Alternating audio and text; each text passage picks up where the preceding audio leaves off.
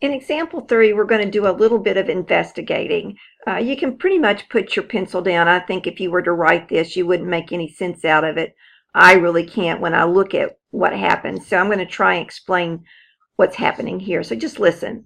All right, so we've got that -4 is less than 2. So when I put those on the number line, you can see -4 is to the left of 2 on the number line. Now what we want to investigate is if we add the same thing to both sides, will the left side still be smaller than the right side? So that's what we want to check out. So we'll first start off with, what if we add 2 to both sides? That's going to give me a -2 here. And if I add 2 to this, I get a 4. So when I add 2, it's going to kind of move over 2 like this. And you can see that my new left dot still to the left of my right dot. So -2 is still less than 4. So if I add 2 to both sides, everything's okay. What if I subtract 2 from both sides? So if I were to subtract 2, I'm going to go backwards here. -2 is going to give me a -6, and backwards here, -2 is going to give me a 0. And you can see that the left is, the -6 is still less than 0. Well, how about multiplying? What if I multiplied both sides by a +2? That's going to give me a -8 here and a +4. So -8 is going to see what 5, 6, 7, 8 is here, and a +4 is here. And you can see that that still this left side, -8, is still less than 4. What if we divided by 2? So if I were to divide both sides by 2, I get a -2 and a 1. So a -2 is here, and a 1 is here, and you can see that it's still less than. Okay, so what about if we multiply by a -2? Well, if I multiply -4 by -2, it becomes +8. And all of a sudden, this jumps to go all the way over here. And if I multiply -2 times +2, I get -4.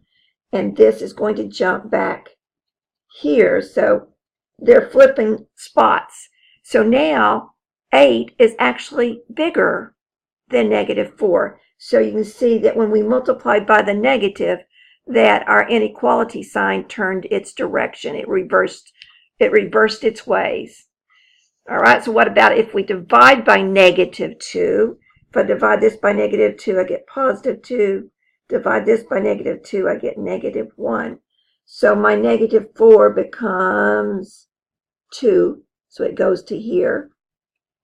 And my 2 goes to the -1, so it goes here. It kind of flips spots.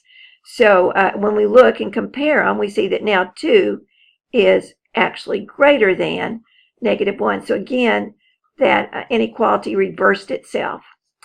Well, how about squaring? I forgot to write that down. But what is -4 squared is going to be 16, and 2 squared is going to be 4. So our -4 became way over here, 16, and our 2 squared became 4. So 16 is actually what we had less than earlier. This is going to become greater than. So again, you see that it didn't really work when we squared both sides. That is not necessarily true that it's going to stay the same direction. So here it is summarized. So this is what you want to write down. To solve linear inequalities, you can use the same steps for solving linear equations with the following exceptions. When you're multiplying or dividing by a negative, because you see up here when we multiplied by or divided by a positive, our inequalities stayed the same. It was when we multiplied or divided by the negative that they changed. So the direction of the inequality reverses.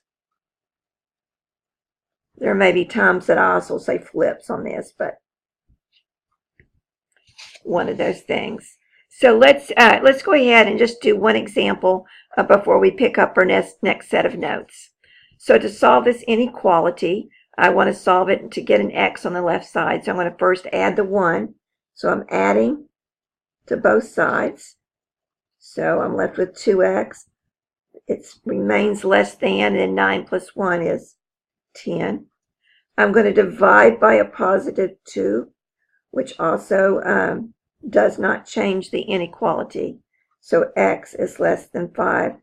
So if I were to draw a real quick number line, that would be an open dot to the left. All right, we'll pick up the next video.